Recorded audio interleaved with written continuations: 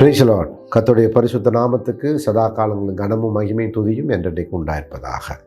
இந்த மகிமையான மகத்துவம் நிறைந்த வல்லமையுள்ள ஆண்டவருடைய நாமத்தினாலே வார்த்தையாகிய தேவன் வார்த்தையாகிய இயேசு வார்த்தையை பரிசுத்த ஆவியோட நாமத்தினால உங்களை யாவரையும் வாழ்த்துக்கிறேன். ஓகே, இன்றைக்கு நாம் தொடர்ந்தும் கடந்த எபிசோடில் பார்த்த அதே அந்த நட்சத்திரங்கள், கர்த்தருக்கு ஸ்தோத்திரம், எவ்வளோ ஒரு அற்புதமான ஆவியானவருடைய நடத்துதல். ரைட், பாருங்கள். 1 வெளிப்பத்தில் 1:20, என் வலது கரத்தில் நீ கண்ட 7 நட்சத்திரங்களின் ரகசியத்தையும் 7 பொன் குத்துவிளக்கின் ரகசியத்தையும் எழுது.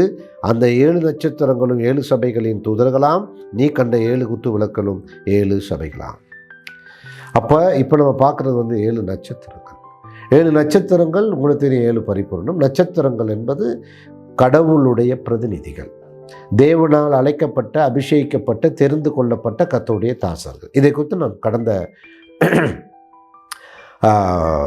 இதில் எபிசோடில் நம்ம பார்த்தோம். கர்த்தருக்கு ஸ்தோத்திரம். இந்த வாரம் கர்த்தருடைய ஊழியக்காரர்களாகிய நாம் நட்சத்திரங்கள் என்று சொல்லி வேதம் நமக்கு மிக அழகாய் தெளிவுபடுத்துகிறது.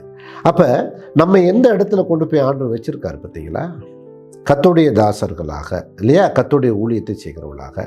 இன்றைக்கி தங்கள் யார் என்றே தெரியாமல் கர்த்தருடைய ஊழியம், சபை அப்படின்னு சொல்லி நானும் பாஸ்டர் யாரை காட்டாலுமே எல்லாருமே 7 விதமான ஊழியங்கள் இருக்குது. அதில் யாரையும் தங்களை அடையாளப்படுத்துவதில்லை. அதில் ஒன்றில் மட்டும்தான் அடையாளப்படுத்துவாங்க, நான் பாஸ்டர்.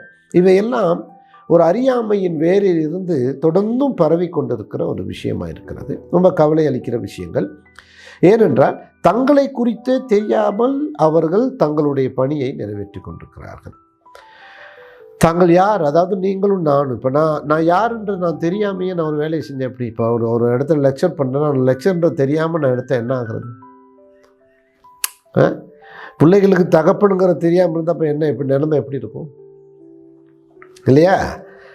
மனைவிக்கு கணவனுங்கிற ஒரு ஸ்தானத்தை மறந்துட்டா எப்படி நிலைமை இருக்கும்? பள்ளியிலே ஆசிரியர் என்ற நிலையை மறந்தால் எப்படி இருக்கும்? தான் யார் என்பதை மறந்துட்டால் எப்படி இருக்கும், இல்லையா? இந்த வாகனத்தில் என்னை நம்பி 100 பேர் இருக்கிறாங்க, 50 பேர் இருக்கிறாங்கன்னு சொல்லி, அல்லது ஃப்ளைட்டோ ட்ரெயினோ ஆயிரக்கணக்கான மக்கள் இருக்கிறாங்க, ஃப்ளைட்டில் 100கணக்கான மக்கள் இருக்கிறாங்கன்னு சொல்லி அந்த பைலட்டு, இல்லையா, அந்த டிரைவர் அதை உணராமல் இருந்தால் என்ன ஆகும்? ஆகையினாலே பொறுப்பு உணர்தல் மிக முக்கியம். ஏனென்றால் நீங்கள் நட்சத்திரம் என்று சொல்லி கர்த்தர் நம்மை அடையாளப்படுத்துகிறார். இந்த 7 நட்சத்திரங்கிறது உலகம் முழுவதும் பரவி இருக்கிற முழுமையான ஊழியக்காரர்களை, அதாவது முழுவதுக்குமான பரவி இருக்கிற ஊழியக்காரர்களை குறிக்கிறது. அதில் நானும் அடங்குவேன். அதுக்காக கர்த்தரை துதிக்கின்றேன். ஒவ்வொருவரை குறித்தும் ஆண்டவர் பேசுகிறார் என்பதுதான் இங்கே விஷயம். எல்லா நாட்டில் இருக்கிற, எல்லா தேசத்தில் இருக்கிற எல்லா ஊழியக்காரர்களும் இந்த இடத்துல. அப்போ இந்த நட்சத்திரங்கள் என்கிற அந்த இடத்துல பொதுவாக பார்த்தீங்கன்னா we are stars அப்படி சொன்னால் ரொம்ப கொஞ்சம் ஹைப்பாக இருக்கு, இல்லையா? we are stars. who we are, இல்லையா? we are the stars of the church. எப்படி இருக்கு சபையினுடைய நட்சத்திரங்கள்? ஆனால் இன்றைக்கி என்ன ஆயிடுச்சுன்னா, சபையின் நட்சத்திரங்கள்ன்ற பண்பும் அதனுடைய தன்மையும் அதனுடைய குணங்கள் எல்லாம் மறந்து இவர்கள் இந்த சினிமாவில் இருக்கிற நட்சத்திரங்களை போல சிலர் என்ன செய்கிறாங்க, நாங்கள் நட்சத்திரங்கள் என்று சொல்லி காட்டிக்கொள்வதும், தங்களை அரசியல் தலைவர்களைப் போல பெரிய பிரபுக்களாக காட்டிக்கொள்வதும், அல்லது தங்கள் முதலாளிகளாக காட்டிக்கொள்வதும், விசுவாசிகளுக்கு ஒரு அந்நியப்படுத்தப்பட்டவர்களாக காட்டிக்கொள்வதும், ஒரு தேவனுடைய ஊழியக்காரனோடு பழகுவதும் பேசுவதும் நெருங்குவதும் மிக மிக கடினமாக இருக்கிறது. கர்த்தர் ஸ்தோத்திரம். நீங்கள் நம்ப மாட்டீங்க, நான் இங்கே இலங்கையில் வந்த உடனே எங்களுடைய வேதாம கல்லூரியினுடைய 1ஆம் ஆண்டு பட்டமளிப்பு விழாவுக்கு யாழ்ப்பாணத்தை சேர்ந்த ஒரு தேவ மனிதனை நம்ம அழைப்போம். ஏன்னா சின்ன வயசில் நான் பார்த்து நான் எப்போவுமே நாகரிகமாய் பேசுவது போல் இப்பொழுதும் பெயரையோ சபையையோ குறிக்காமல் நான் ஒரு பொதுவாகவே நான் பேசுகின்றேன். ஆகையினாலே அழைச்சா அவர் ஃபோன் எடுக்கலை, அவருடைய நம்பர் தான் சொல்லி கொடுத்தேன். அப்புறம் பார்த்தா அவர் பிஏ எடுக்கிறார். பாஸ்டருக்கு ஒரு பிஏ தேவைப்படுது. அப்போ அவர் பார்த்தா நீங்கள் யார் என்னை இன்வெஸ்டிகேட் பண்ண ஆரம்பிச்சிட்டார், என்னை என்கொயரி பண்ண ஆரம்பிச்சிட்டார். அப்புறம் மேலோட்டமாக சொல்லிவிட்டு எனக்கும் பெருசாக இன்ட்ரெஸ்ட் தெரியலை, ஐயாவோட பேச முடியுமா? இல்லை, நான் கன்வே பண்ணுவேன், பார்ப்போம், பேசுவோம், நான் அவர்கிட்ட சொல்கிறேன் அப்படின்ட்டு வச்சுட்டேன். எவ்வளோ ஒரு நான் எவ்வளோ ஒரு உயர்ந்த ஒரு மரியாதையும் மதிப்பும் ஒரு கனமும் வைத்திருந்து நான் அழைக்கும்போது அந்த ஒட்டுமொத்த என்னுடைய மனதின் எல்லா எண்ணங்களையும் சுக்குநூறாக்குறாங்க பார்த்தீங்களா. இங்கே தான் விழுந்து போன நட்சத்திரங்களாக. ஏன்னா உங்கள் இடத்துல நீங்கள் விழுந்துட்டீங்களே, முடிஞ்சு போச்சு. உங்களை குறித்து நான் வச்சிருந்த என்னுடைய ஒப்பீனியன் டோட்டலாக போயிடுச்சு, ஸ்பாயில் ஆயிடுச்சு.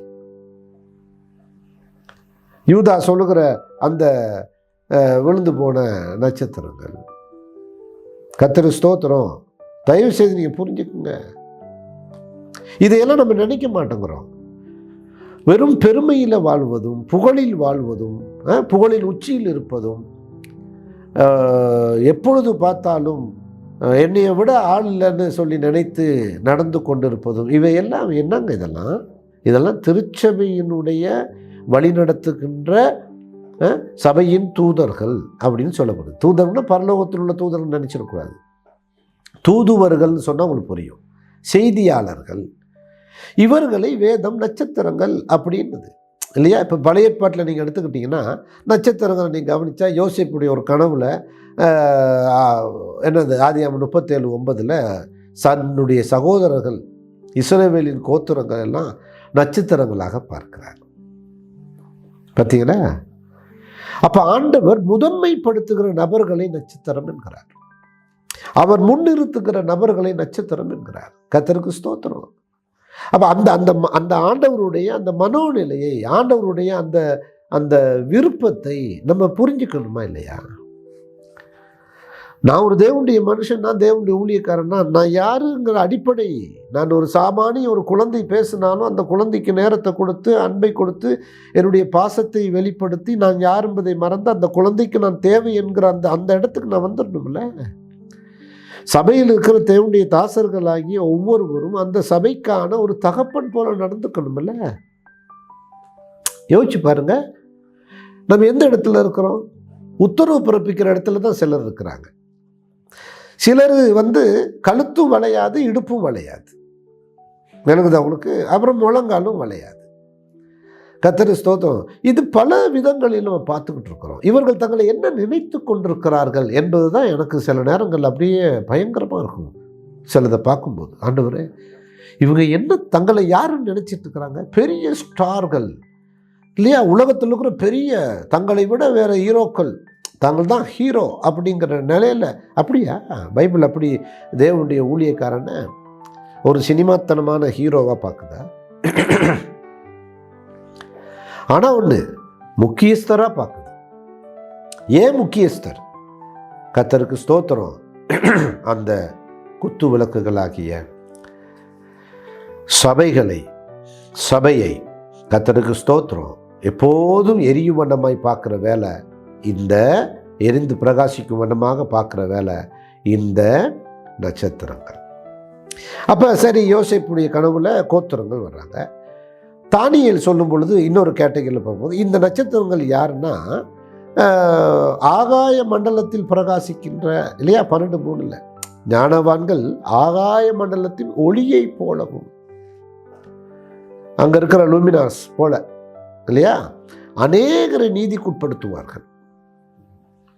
நீதிக்கு உட்படுத்துகிறவர்கள் நாம. அப்படி நீதிக்கு உட்படுத்தி ஞானம் உள்ளவர்களாக ஒளியை போல நம்ம பிரகாசிக்கும் போது அப்பேற்பட்டவர்களை நட்சத்திரங்களைப் போலவும் என்றென்றைக்கும் உள்ள சதா காலங்களிலும் பிரகாசிப்பார்கள் எழுதுகிறார். கர்த்தருக்கு ஸ்தோத்திரம். யாரை பத்தி பேசுறார் பார்த்தீங்களா? கர்த்தருடைய ஊழியத்தை பெற்றுக்கொண்டவர்கள். அப்போ கோத்திர பிதாக்களை நட்சத்திரம்னு சொல்லப்படுது. இங்கே ஞானம் உள்ளவர்களையும் அநேக நீதிக்குட்படுத்துகிற கர்த்தருடைய ஊழியத்தின் மேல் பெரும் தரிசனமும் பெரும் பாரமும் பெரும் அக்கறையும் கரிசனையும் அர்ப்பணமும் கொண்டவர்களை நட்சத்திரங்கள் என்று சொல்லுது. ஆண்டவர் தம்முடைய சீசர்கள் 12 பேரையும் பாருங்களேன், போங்க உலகமெங்கும் செதறி போங்க, சுவிசேஷத்தை அறிவிக்கின்றார். கர்த்தர் ஸ்தோத்திரம் இல்லையா? அவ்வளோ ஒற்றுமையோடு அவர்கள் பயணித்தார்கள். அவர் வேலையை அவர் செய்தார்கள். அடுத்தது பாருங்க, கர்த்தர் ஸ்தோத்திரம். அப்போ அடுத்த நட்சத்திரம் வெளிப்படுத்தின விசேஷம் 22:16 இல்லையா? வெளிப்படுத்தல் 22:16. கர்த்தருக்கு ஸ்தோத்திரம். பாருங்க, நான் படிக்கிறேன். சபைகளில் இவைகளை உங்களுக்கு சாட்சியாக அறிவிக்கும்படிக்கு இயேசுவாகிய நான் என் தூதனை அனுப்பினேன். நான் தாவீதின் வேரும் சந்ததியும் பிரகாசம் உள்ள விடிவெளி நட்சத்திரமாய் இருக்கிறேன் என்றார். கர்த்தருக்கு ஸ்தோத்திரம். தாவீதின் வேர் ஏசாயா 11:1 சொல்லப்படுது. ஆகையினாலே அவர் இளங்கிளை என்று 53:1 எழுதுகிறார். நட்சத்திரம், விடிவெள்ளி நட்சத்திரமுடைய ஆண்டவர். அப்ப அங்க இருந்து நம்ம இயக்கப்படுற நட்சத்திரங்களாக, அவரிடத்திலிருந்து பெற்றுக்கொண்டு கடத்துகிற நட்சத்திரங்களாக, இல்லையா? நம்ம ஒரு ஒரு ஒரு கம்யூனிகேஷன் நடுவில் நிற்கிறோம். அவர் கொடுக்கறத வாங்கி அப்படியே சபைக்கு கொடுக்கறது. அதுக்கு தான் நான் உங்களுக்கு சொன்னேன், பந்தி விசாரணை. என்னங்க? பந்தி விசாரணை. நம்மளாம் என்ன நினைச்சிட்டு, நம்மளை பிரபுக்களாக நினைச்சிட்டு இருக்கிறோமே. நம்ம பந்தி விசாரணை செய்கிறவர்களாக இருக்க வேண்டும், கால்களை கழுவுகிறவர்களாக இருக்க வேண்டும். மத்தேயு 2ஆம் அதிகாரத்தில் கூட அந்த நட்சத்திரம், அது இயேசுவை குறிக்கின்ற நட்சத்திரம், எல்லோருடைய கவனத்தை திருப்புகிற நட்சத்திரம், ஞானிகள் பின்பற்றின நட்சத்திரம், இரட்சகர் எங்கே இருப்பாருன்னு அடையாளப்படுத்துகிற நட்சத்திரம். பல விஷயங்கள் இருக்கு. கர்த்தருக்கு ஸ்தோத்திரம். அப்போ இந்த நட்சத்திரங்களாக கடவுளுடைய ராஜ்யத்தின் மகத்துவமான பணியை செய்கிறவர்களாக கர்த்தருடைய ஊழியக்காரர்களாகி நாம் இருக்கிறோம். நம்ம யாருன்றது நம்ம தெரிஞ்சுக்கணும். நம்முடைய அபிஷேகம் என்ன, நம்முடைய அழைப்பு என்ன. அப்போ நம்ம எவ்வளவு தாழ்மையாக, எவ்வளோ அடக்கமாக, எவ்வளவு நாகரிகமாக, எவ்வளோ கண்ணியமாக, எவ்வளவு உயர்தரமான மேன்மையுள்ள வார்த்தைகளை பேசி எவ்விதமாகலாம் நடந்து கொள்ள வேண்டும், நடத்தைகள் எப்படி இருக்க வேண்டும், நாம் மந்தைகளை விசாரிக்கிற விதத்திலே நாம் ஒரு தகப்பனாக நம்ம எப்படி காட்டிக்கொள்ள வேண்டும், வெளிப்படுத்த வேண்டும். நாம் யார் என்கின்ற ஒரிஜினாலிட்டி இது தேவை இல்லையா? அதே மாதிரி நீங்கள் பார்த்தீங்கன்னா கர்த்தருக்கு ஸ்தோத்திரம், யூதா 13 ரொம்ப ஆச்சரியமான ஒரு விஷயத்தை யூதா வெளிப்படுத்துகிறார். புதிய ஏற்பாட்டில் வேறு எந்த ஒரு ஆசிரியரும் எழுதாத ஒரு ஆச்சரியமான ஒரு விஷயம். மோசையுடைய சரீரத்தை குறித்து தர்க்கிக்கிற அந்த மிகாவேல், அந்த தர்க்கத்தை பற்றி சாத்தானோட விஷயம் சொல்லிட்டு அவனை பற்றி தான் கீழே சொல்கிறார். ரொம்ப அதிர்ச்சியான விஷயங்க. கர்த்தருக்கு ஸ்தோத்திரம். வெளிப்படுத்தல் 12:4 நான் உன்னை படிச்சுட்டு யூதாவுக்கு போனால் உங்களுக்கு இன்னும் கொஞ்சம் நல்லா புரியும்னு நினைக்கிறேன். பாரு, கர்த்தருக்கு ஸ்தோத்திரம். 12:4 அதன் வாசல் வானத்தின் நட்சத்திரங்களில் 1/3 இழுத்து அவைகளை பூமியில் விழத்தள்ளிற்று. அதன் வாள் எதின் வாள்? வருஷப்பத்தின் வாள் வானத்தின் நட்சத்திரங்களை 1/3 இழுத்து அவைகளை பூமியில் விழத்தள்ளிற்று. பிரசவ வேதனைப்படுகிற அந்த ஸ்திரீ பிள்ளை பெற்றவுடனே அவளுடைய பிள்ளையை பட்சித்து போடும்படிக்கு அந்த வலு சர்ப்பம் அவளுக்கு முன்பாக நின்றது. அப்ப வலு சர்ப்பம் விழுந்து போன நட்சத்திரத்தோடு, விழுந்து போன தூதர்களோடு ஒப்பிடும். இப்போ அதே விஷயம் இங்கே நீங்கள் யூதாவுக்கு வந்தீங்கன்னா, கர்த்தருக்கு ஸ்தோத்திரம், யூதா எழுதுறாரு பாருங்க. உங்களுக்கு 11 படித்தா புரியும் நினைக்கிறேன். இவர்களுக்கு ஐயோ, யார் இவர்கள்? தங்களுக்கு தெரியாதவைகளை தூஷிக்கிறார்கள், புத்தி இல்லாத மிருகங்களைப் போல சுபாவப்படி தங்களுக்கு தெரிந்திருக்கிறவைகளாலேயே தங்களை கெடுத்து கொள்ளுகிறார்கள். வேற யாரையும் பற்றி எழுதலை. இவர்களுக்கு ஐயோ, இவர்கள் காயினுடைய வழியில் நடந்து பிலேயாம் கூலிக்காக செய்த வஞ்சகத்திலே விரைந்தோடி கோரா எதிர்த்து பேசின பாவத்துக்குள்ளாகி கெட்டு போனார். இன்றைக்கும் நான் சொல்கிறேன், ஆண்டுடைய சமூகத்தில் இதே காயின் வழி வந்தவர்களும், பிலேயாமை போல கூலிக்காக இருக்கிறவர்களும், கோராவை போல எதிர்த்து நிற்கிறவர்களுமாகிய குணமுள்ளவர்களாக இன்றைக்கு பல ஊழியக்காரர்கள். இதெல்லாம் நான் வெளிப்படையாக பேசுகிறனால எனக்கு மேலே எல்லாருக்கும் கொஞ்சம் ரொம்ப காட்டமாகவும் இருக்கும், வெறுப்பாகவும் இருக்கும். என்னுடைய வீடியோக்குள்ளே சிலர் பார்க்கவும் மறுப்பீங்க. அப்படின்னா நீங்கள் பைபிளை படிக்க மறுக்கிறது ஒரு சின்ன விஷயம், பெரிய விஷயமாக நம்ம நினைக்க முடியாது. ஏன்னா இன்றைக்கி பைபிளையே பலர் படிக்கிறதில்லை. ஏன்னா பைபிள் அவர்களுக்கு பிடிக்கிறதில்லை. இந்த யூதாவை எத்தனை முறை படிக்கலாமே. பைபிளில் சுவாரஸ்யமானதை மட்டுமே தேடி படிக்கிற ஒரு கூட்டம் இருக்குது. சுவாரஸ்யமான, ரொம்ப தங்களுக்கு பிடித்தமான வாக்கு தத்தங்கள், ஆசீர்வாதங்கள், இந்த சம்பவங்கள், கதைகள், அந்த வரலாறு இதை கொஞ்சம் படிக்க சுவாரஸ்யம், எல்லாரும் படிப்பாங்க. ஆனால் சத்தியம், தீர்க்க தரிசனம், ஆண்டவர் சொன்ன அந்த நோக்கம், விஷயங்கள் எல்லாம் பெருசாக என்ன செய்யறதில்ல, விரும்புறதில்லை. அப்படி விரும்பினா நான் இதை சொல்கிறேன், அதை விரும்புவாங்க இல்லையா? அப்போ இவர்கள் என்னை புறக்கணிக்கவில்லை, என் வாய் வழியாக வருகின்ற கர்த்தருடைய வார்த்தையை புறக்கணிக்கிறாங்க. அந்த மனுஷன் நல்லா சத்தியத்தை சத்தியமாக பேசுவார், வசனத்தின் அடிப்படையில் உள்ளதை உள்ளபடி சொல்லுவார் அப்படிங்கிற எண்ணம் இருந்தால் எல்லாரும் பார்ப்பாங்க, ஆசையாக தங்களை உணர்ந்து பார்ப்பாங்க, யோசிப்பாங்க, இந்த கடைசி கால எச்சரிக்கையை எண்ணி பார்ப்பார்கள்.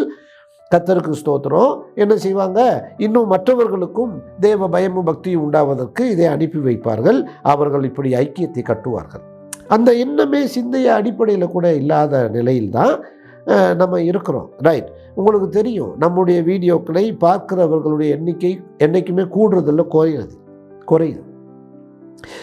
எண்ணிக்கை குறையுதுன்றதுக்காக ஊழியங்கள் நிற்காது.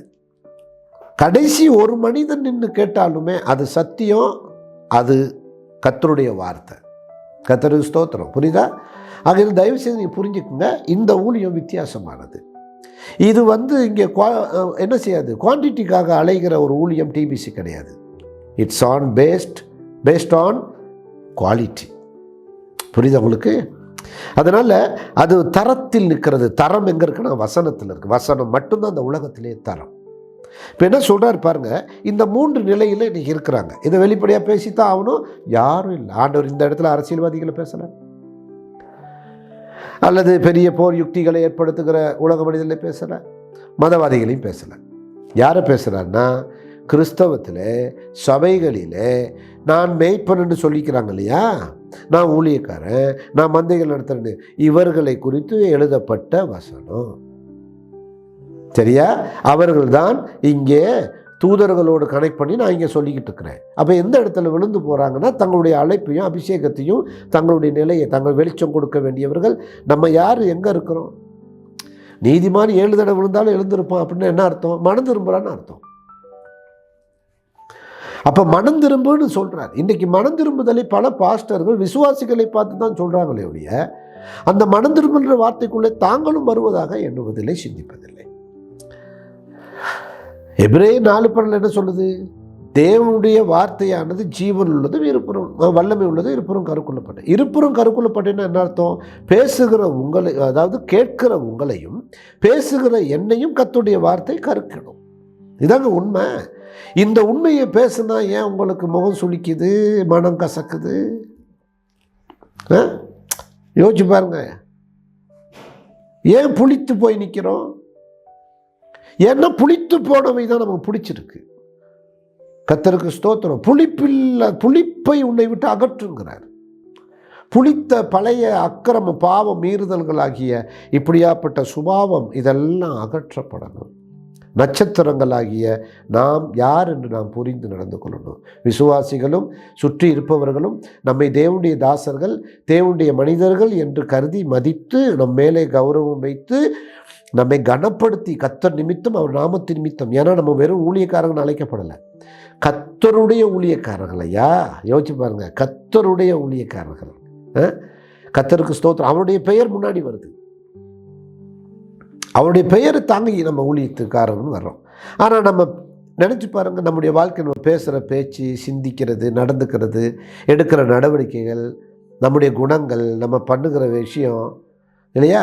யோசிச்சு பாருங்கள். ஒருத்தருக்கு ஒருத்தர் அன்பு செலுத்துகிறது, கனப்படுத்துறது, மேன்மை பாராட்டுறது எல்லாம் இருக்க நம்மகிட்ட. வேண்டப்பட்டவங்களோட மட்டும் ஒட்டிக்கிட்டு இருக்கிறது. ஐயோ இதெல்லாம் பேசினா எண்ணம் வந்தால் யூதா துணையை எடுத்துக்காச்சு. யூதா இருக்கிறாரு. என்ன எழுதுறாரு? கர்த்தருக்கு ஸ்தோத்திரம். நான் அதனால தான் அந்த வேத வசனங்களை பார்த்து நடுங்கிறது உண்டு. கர்த்தருக்கு இவர்களுக்கு ஐயோ, இவர்கள் காயினுடைய வழியில் நடந்து பிலேயாம் கூலிக்காக செய்த வஞ்சகத்திலே விரைந்தோடி கோரா எதிர்த்து பேசுகிற பாவத்துக்குள்ளாகி கெட்டுப்போனார்கள். இவர்கள் உங்கள் அன்பின் விருந்துகளிலே கரைகளாய் இருந்து, ஏன்னா அன்புக்கு பகையாளிகள், அந்த அன்பின் விருந்துகளில் இவங்க கரையாக தான் இருப்பாங்க. அப்போ அன்பின் விருந்து 2 விஷயத்தில் பார்க்கலாம். ஒன்று கிறிஸ்துவோடு உள்ள அன்பின் விருந்து, இன்னொன்று சபையோடு உள்ள ஐக்கியமாக்கிய அன்பின் விருந்து. அப்போ பாருங்க, இவர்கள் உங்கள் அன்பின் விருந்துகளில் கரைகளாய் இருந்து கொஞ்சம் கூட பயமின்றி கூட விருந்துண்டு தங்களை தாங்களே மேய்த்து கொள்கிறார்கள். இவர்கள் காற்றுகளால் அடியுண்டு போகிற தண்ணீரற்ற மிருகங்களும் இலையுதிர்ந்த கனியற்ற 2 தரம் செத்து வேரற்று போன மரங்களும். எவ்வளோ ஆச்சரியமாக இருக்குது, படிக்க நடுக்கமாக இருக்குல்ல. தங்கள் அவமானங்களை நுரைத்தள்ளுகிற அமளியான கடல் அலைகள் மார்க்கம் தப்பி அலைகிற நட்சத்திரங்களுமாயிருக்கிறார்கள். மார்க்கம் தப்பி அலைகிற என்ன அர்த்தம்? அதுக்குன்னு ஒரு மார்க்கத்தை வச்சுருக்காரு, வழியை வச்சுருக்காரு. அந்த வழி மாறி போகிறதுன்னு அர்த்தம். ஒரு தேவனுடைய மனுஷன் ஒரு நட்சத்திரமாக இருக்கிறான் சபைக்கு முன்னாடி அப்படின்னா, நம்ம மார்க்கம் தப்பலாமா, வசனத்தை பெரட்டலாமா, வசனத்தை மாறி போகலாமா, நம்ம லைஃப் ஸ்டைலை மாற்றிக்கலாமா? வேதம் எது சொல்லுதோ அதை மாதிரி நம்ம வாழ்க்கை இருக்கணும், வசனம் எது சொல்லுதோ அதை மாதிரி நம்ம வாழணும். அப்போ நம்ம என்ன பண்ணுறோம்? தான் தொண்டித்தனமாக நமக்குன்னு ஒரு ஸ்டைலை வச்சுக்கிட்டு, நமக்குன்னு ஒரு வாழ்க்கையை வச்சுக்கிட்டு, யாரும் என்னை கேட்க முடியாது, யாரும் கேட்கவும் கூடாது. ஐயா, உங்களுக்கு கேட்க கர்த்தருடைய வார்த்தை, ஜீவனுள்ள வார்த்தை இருக்குது, உங்களையும் என்னையும் கேட்க. நம்ம பதில் சொல்ல வேண்டியது கர்த்தருடைய வார்த்தைக்கு. அதனால் இங்கே எவ்வளோ பட்டங்கள் கொடுக்கப்பட்டிருக்கு பாருங்க. அவமானங்களை நுழைத்தள்ளுகிற அமளியான கடல் அலைகளுக்கு மார்க்கம் தப்பி அலைகிற நட்சத்திரமாக எப்படி இருக்கு? இதெல்லாம் நீங்கள் தயவு செய்து யோசித்து பாருங்க, இன்னைக்கு இருக்குதா இல்லையா? தங்களை ஏதோ ஒரு பாஸ்டர் என்கின்ற ஒரு மேய்ப்பன் என்கின்ற போர்வைக்குள் மறைத்து ஒழித்துக் கொள்கிறார்கள். உண்மையான யதார்த்தம் மனம் திரும்ப வேண்டும் என்பது. ஆகையினாலே உங்களுக்குள் இருக்கின்ற போர்க்குணங்களை பிசாசிடம் காட்டுங்க, ஒரு பாஸ்டர் கிட்ட காட்டாங்க.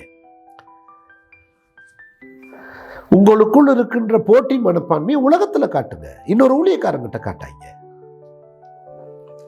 உங்களுக்குள் இருக்கிற ஞான வெளிச்சத்தை உலகுக்கு பிரகாசிக்க பண்ணுங்க. நான் அறிவாளி, நான் உன்னை விட பெரிய ஆளு, உன்னை விட எனக்கு பைபிள் தெரியும், நீங்க உள்ளுக்குள்ள வந்து என்ன செய்யாங்க? பிரச்சனையை கிளப்பாதீங்க. கர்த்தருக்கு ஸ்தோத்திரம். எவ்வளோ பெரிய பொறுப்பு கடவுள் கொடுத்துருக்கிறாரு. அப்போ இன்னைக்கு நான் ஆண்டவருடைய சமூகத்தில் யூதாவோடு சேர்ந்து சொல்லுகிறேன், தீர்க்கதரிசனமான நாமத்து மகிமைக்காக வசனத்தின் மார்க்கத்தை தப்பி, வெளிச்சமாகிய சத்திய மார்க்கம் தப்பி, இல்லையா, வசனமாகிய அந்த அடிப்படை மார்க்கத்தை தப்பி இவ்விதமாக இருக்கிற அநேக ஊழியக்காரர்கள், பாஸ்டர்கள் இன்றைக்கு அதிர்ச்சி அடைவீங்க. லட்சக்கணக்காக இருக்கிறாங்க. அவர்கள் நீங்கள் பார்த்தாலே தெரியும், ஒரே பொருளாசையில் இருப்பாங்க, பண ஆசையில் இருப்பாங்க, பதவி ஆசையில் இருப்பாங்க, மேடைக்காக அலைவாங்க, சிங்காசனத்துக்காக அலைவாங்க, தங்களை கௌரவிக்கணும்னு சொல்லி அலைவாங்க, தங்களை முதன்மைப்படுத்தணும்னு சொல்லி விரும்புவாங்க. புரிதவங்களுக்கு வால் போஸ்ட்லேயும் நோட்டீஸ்லேயும் தங்க வரணும்னு விரும்புவாங்க. மலேசியாவில் இருக்கிற நிறைய பேர், ஐயா உங்கள் ஃபோட்டோ நோட்டீஸில் போடுங்க, எப்படி இருக்குது பாருங்கள். அப்போ நம்மெல்லாம் இன்றைக்கி பண்பற்றவர்களாக போயிட்டோம். கடவுளுடைய ஒரு ஊழியக்காரன் கர்த்தருடைய பிள்ளைகளை பேசும்போதே கண்டுபிடிக்க கூட ஒரு சக்தி இல்லாத போயிட்டோம். ஆவிக்குரியவன் எல்லாவற்றையும் தாண்டி தருகிறான். ஒரு தேவ மனுஷன் நம்மளோட பேசும்போது அவருக்குள்ளே இருந்து வெளியில் வருகிற வார்த்தைகள், வெளிச்சங்கள், அந்த சத்தியம், அது அப்படியே நம்மளை அடையாளப்படுத்தும். அந்த பகுத்தறிவு இல்லாதவர்களாக அது ரொம்ப வசனம் வேற விதமாக வார்த்தையெல்லாம் பயன்படுத்துது. அதை நான் சொன்னேன்னு சொல்லிடுவீங்க. யோசிச்சு பாருங்க, இந்த மெய்ப்பெரும் பகுத்தறிவு இல்லாதவர்கள் பைபிள் சொல்லுது. இன்னைக்கு பைபிளையும் பகுக்க தெரியல, சத்தியத்தை பகுக்க தெரியல, உலகத்தை பகுக்க தெரியல, ஊழியங்களை பகுக்க தெரியல. நான் எல்லாரையும் சொல்லலை, முக்கால்வாசி பேர் அப்படி இருக்கிறாங்க. எனக்கு கவலையாக இருக்குது. கர்த்தருக்கு ஸ்தோத்திரம். 35 ஆண்டு காலம் என்னுடைய மெய்ப்பத்துவ ஊழிய பாதையிலே முக்கால்வாசி பேர் இப்படி இருக்கிறத நான் பார்த்துட்ருக்கேன். ரொம்ப கவலையாக இருக்குது, ரொம்ப துக்கமாக இருக்குது. ஏன் இப்படி இருக்கிறீங்கன்னா, அவர்களை வழிநடத்தினவர்களை பார்த்து அப்படி வந்துட்டாங்க. பைபிள் காலேஜ் படிச்சுட்டு வரும்போதே பாருங்களேன், தன்னை இப்போ பெரிய ஜாம்பாவான நினச்சிட்டுல வராரு. நீ ஒரு மாணவனுங்கிறத மறந்துவிட்டு உன்னைய தலைவனால உன்னை காட்டுற. எப்படியாப்பட்ட ஒரு மனநிலை பாருங்கள். இந்த மனநிலை இருக்கும்போது எப்படி மந்தைகளை விசாரிக்கிற ஒரு சரியான மெய்ப்பனாக மாற முடியும்? இன்றைக்கி நிறைய பேர் நல்ல பாஸ்டர்களாக, நல்ல மெய்ப்பர்களாக, நல்ல ஊழியக்காரர்களாக, நல்ல பிரசங்கியார்களாக, நல்ல போதலாக தான் நினைக்கிறாங்க இருக்க. என்னையை பொறுத்த வரைக்கும் நான் ஒன்று விரும்புகிறேன், என்னென்னா சரியான போதகனாக இருக்கணும், சரியான மெய்ப்பனாக இருக்கணும், சரியான மனிதனாக இருக்கணும், சரியான ஒரு நபராக நடந்துக்கணும், சரியான சத்தியத்தில் வழி நடத்தப்படணும், கர்த்தருக்கு ஸ்தோத்திரம், வழி நடத்தணும், சரியான ஊழியத்தை செய்யணும். இந்த மாதிரி சிந்தனைகளை தான் அப்போ யூதா சொல்லுகிறார் இந்த நட்சத்திரம். அப்போ இந்த நட்சத்திரங்களில் இப்படியாப்பட்ட பகுதிகள் இருக்குது. ஒன்று பழைய ஏற்பாட்டு கோத்திரங்கள், இன்னொன்று கர்த்தருக்கு ஸ்தோத்திரம் ஞானவான்களாக சொல்ல ஊழியக்காரர்களை குறித்து நட்சத்திரங்களாக சொல்லப்படுது. அப்புறம் கிறிஸ்து மட்டுமே நட்சத்திரம், விடிவெள்ளி நட்சத்திரம் மாறாதவர் நிலையானவர்னு வசனங்கள் இருக்குது. கர்த்தருக்கு ஸ்தோத்திரம். அதே மாதிரி வெளிப்படுத்தல நம்ம பார்த்தோம் 12 மற்றும் யூதா 13 விழுந்து போன நட்சத்திரங்கள். இவங்கெல்லாம் அசுத்த ஆவிகளாகவும் இல்லையா வலுசற்பத்தினுடைய இணைந்திருக்கிற சக்திகளாக அந்தி கிறிஸ்து கள்ளத்தீர்க்கதரிசி வலுசற்பம் இவைகளினுடைய ஆவிகளாக தான் செயல்பட்டு கொண்டிருக்கிறது. இன்றைக்கு இந்த பிசாசத்துவமும் இந்த உலகமும் இந்த லௌகீகமும் இன்றைக்கி சபைக்குள்ளே வந்துருச்சுன்னா இந்த நட்சத்திரங்கள் வழியாக இதை காவலற்று போனதாலே மார்க்கம் தப்பி இவர்களும் போகிறதாலே இன்றைக்கி சபைக்குள்ளே சினிமா கூத்துகள் வந்துருச்சு, அரைகுறை உடைகள் வந்துருச்சு, இன்றைக்கி சதை பிதுங்க உடுக்கிற அளவுக்கு வந்துருச்சு. இன்றைக்கி ஒரு தேவ பக்திங்கிறது இல்லாமல் போயிடுச்சு இல்லையா? முழங்காலும் இல்லை, முக்காடும் இல்லை, செருப்பை கலட்டி தேவ சமூகத்தில் கர்த்தருடைய சமூகத்துக்கான ஒரு மரியாதை கொடுக்கறது கூட இன்றைக்கி இல்லை. இதெல்லாம் பேசினா உடனே என் மேலே முத்திரை குத்த வேண்டியது. புரியுது அவங்களுக்கு? சத்தியத்தை சத்தியமாக பாருங்கய்யா, கர்த்தருடைய காரியத்தை கர்த்தருடைய காரியமாக பாருங்கய்யா.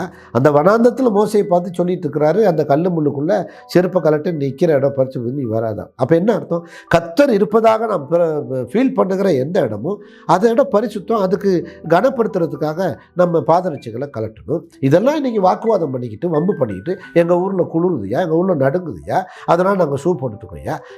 இதை மோசை சொல்லியிருக்கலாமே, ஐயா முள்ளு குத்தும், ஐயா கல் குத்துமே, என்னை கலட்டிட்டு வர சொல்கிறீங்களே எப்படி அப்படின்னு கேட்கட்டுக்கலாம்ல. ஏங்க கேள்வி கேட்காத கீழ்ப்படிவு தாங்க தெய்வீகத்தினுடைய வழி நடத்துதலை. கர்த்தர் சொன்னார், அவர் ஒரு தடவை விளம்பி நான் 2 தடவை கேட்டேன். இதுதானே இன்றைக்கி எங்கே பார்த்தாலும் ஒரே போராட்டமும் யுத்தமும் ஒரே பிரச்சனை. அப்போ உங்கள் சர்ச்சில் எல்லாருக்கும் குளிர்தாக இருந்தால் ஒரு ரூம் ஹீட்டர் வச்சுக்கோங்க, உள்ள குளிர் வராத மாதிரி நல்ல ஒரு பேக்கப்பாக அவங்களுடைய ஆராதனை அறைகளை செஞ்சுக்குங்க. இவ்வளோ வசதியை உள்ளவங்க நீங்கள் அதெல்லாம் செய்யலாம் இல்லை, வெளிக்காற்று உள்ளே வராத மாதிரி அந்த மாதிரி பண்ணிக்கலாம். ரூம் ஹீட்டர் ஒரு 4 ஹீட்டரை வைக்கலாம், கொஞ்சம் ஹீட் ஆகும்.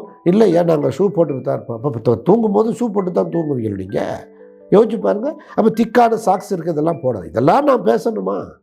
இதெல்லாம் சொல்லி அறிவு புகட்டணுமா? நம்மளாக யோசிக்கணுங்க. நம்ம விளக்கு பிரகாசமாக எரியறதுக்கு நம்ம என்னெல்லாம் செய்யணுமோ அதெல்லாம் நம்ம தான் என்ன செஞ்சுக்கணும், பார்த்து செஞ்சுக்கணும். ஆகையினாலே நட்சத்திரங்கள் சபைக்கான முக்கியத்தவர்களாக, மந்தையை மேய்க்கிறவர்களாக, வழிகாட்டுவர்களாக இருக்கிற பிரதிநிதிகளாகிய நீங்களும் நானுன்றதை மறந்துடாதீங்க. அதனால தான் மத்திய 5:14 சொல்கிறாரு, நீங்கள் யாராக இருக்கிறீங்க? உலகத்துக்கு வெளிச்சமாக இருக்கிறீங்க. நீங்கள் உலகத்துக்கு வெளிச்சமாக இருக்கிறீர்கள். மலை மேல் இருக்கிற பட்டணம் மறைந்திருக்க மாட்டாது. விளக்கை கொளுத்தி மரக்காலில் மூடி வைக்காமல் விளக்கு தண்டுகளில் வைப்பார்கள், அப்பொழுது அது வீட்டில் உள்ள யாவருக்கும் வெளிச்சம் கொடுக்கும். அந்த யாவருக்கும் வெளிச்சம் கொடுக்கிற நட்சத்திரங்கள் தாயா ஊழியக்காரர்கள்.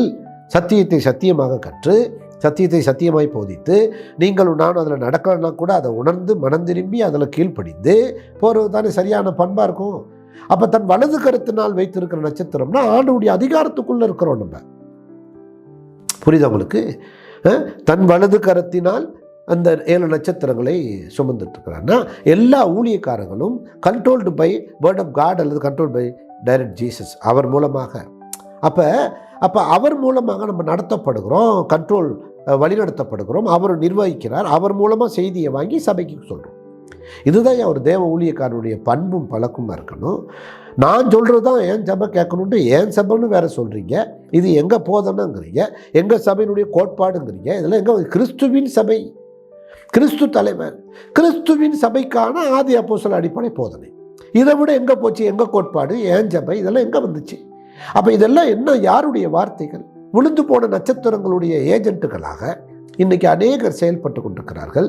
தயவு செய்து சொல்கிறேன், மனம் திரும்புங்கள், உணர்ந்து கொள்ளுங்கள், ஒத்துக்கொள்ளுங்கள், உங்களை மாற்றிக்கொள்ளுங்கள் கர்த்தருடைய வார்த்தைக்கு இல்லையா, கடவுளுடைய சத்தியத்தும்பதாக.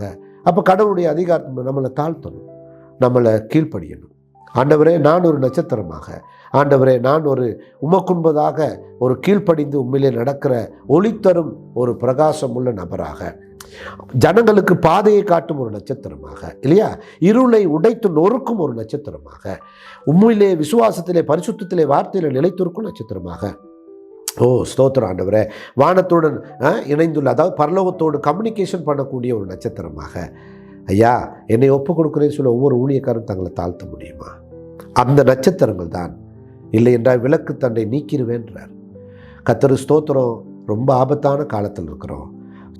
சபைகளை மமதையோடும் பெருமையோடும் ஆணவத்தோடும் அதிகாரத்தோடும் பிரபுவின் சிந்தையோடு பெரியண்ணன் புத்தியோடு செய்யலாம்னு நினைக்காதீங்க ஐயா. கர்த்தர் முன்னாடி தாழ்த்துங்க. நான் அடிக்கடி சொல்கிறேன், நம்ம எல்லாரும் கர்த்தருடைய ஊழியக்காரர்கள். விசுவாசிகளுக்கு நாம் விருந்துபசாரம் செய்ய வேண்டும், கால்களை கழுவ வேண்டும்.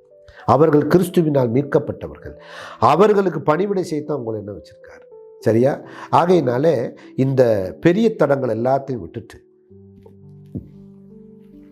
சின்னவன் 1000 பெரிய பலத்த ஜாதியாகும். சின்னவனாய் இருந்து தாழ்த்தி, சின்னவன்னா தாழ்த்தின்னு அர்த்தம், தாழ்மையினாலே உங்களை ஒப்பு கொடுத்து கர்த்தருக்கு முன்பதாக ஒவ்வொருவரையும் அன்பு செலுத்தி, இல்லையா? அந்த அன்புல குறைவு இருக்குன்னு சொல்றாரு எபேசு சபையை பார்த்து. அப்போ விளக்கு தண்டை நீக்குவேங்கிறாரு 2:5, இல்லையா? கர்த்தருக்கு ஸ்தோத்திரம். ரொம்ப ஒரு துக்கமான விஷயங்க, சொல்லிட்டு முடிக்கிறேன் பாருங்க. 2:5 4 வாசிக்கிறேன். ஆனாலும் நீ ஆதியிலே கொண்டிருந்த அன்பை விட்டாய் என்று உன் பேரில் எனக்கு குறை உண்டு. ஆகையால் நீ இந்த நிலைமையிலிருந்து விழுந்தாய் என்பதை நினைத்து மனம் திரும்பி ஆதியிலே செய்த கிரியைகளை செய்வாயாக. இல்லாவிட்டால் நான் சீக்கிரமாய் உன்னிடத்தில் வந்து நீ மனம் திரும்பாத பட்சத்தில் உன் விளக்கு தண்டை அதனிடத்தில் நின்று நீக்கி விடுவேன். அப்போ என்ன அர்த்தம்? ஊழியக்காரர் சரியாக உத்தமமாக சத்தியத்திலே சரியாய் வழிநடத்தாத போது சபை பாதிக்கப்படுது. சபையை நீக்கிடுவேங்கிறார். விளக்கு தண்டு சபை. அப்போ 7 விளக்கு குத்து விளக்குகளில் ஒரு தண்டு. அப்போ என்ன அர்த்தம்? சபை குறிப்பிட்டது, ஒரு குறிப்பிட்ட சபை. இப்படியாப்பட்ட பிரச்சனை இந்த சபை எபேசு சபை. இன்றைக்கி ஒரு ஆச்சரியம், வரலாற்றில் எபேசுங்கிற பட்டணத்தில் இன்றைக்கி சபையே கிடையாதுங்க.